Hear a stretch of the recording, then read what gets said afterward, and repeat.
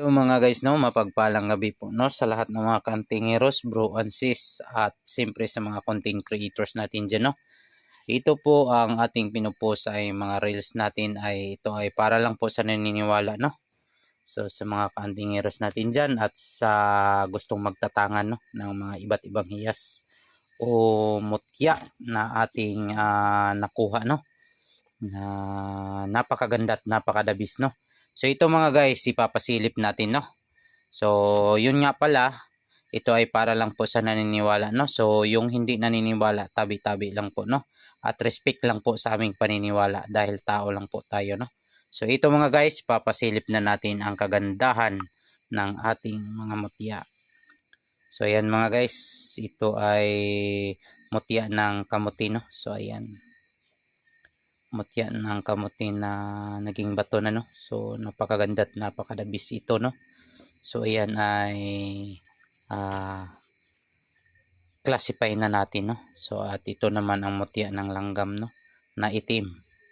So ayan, ayan ang mutya ng langgam na itim. So ayan mga guys,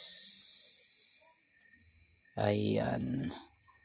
At ito naman ang parang bulaklak na mutya, no, or alopihan. Ayan, napakaganda at napakadabis, no, mga kulay dilaw. So ayan mga guys, ayan,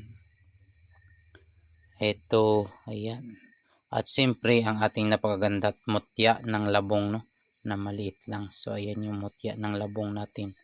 So ayan mga guys, ayan ang mutya ng labong at ang pangil naman natin, no. So ayan, ayan yung pangil natin, napakaganda, tagos ilaw yan mga guys.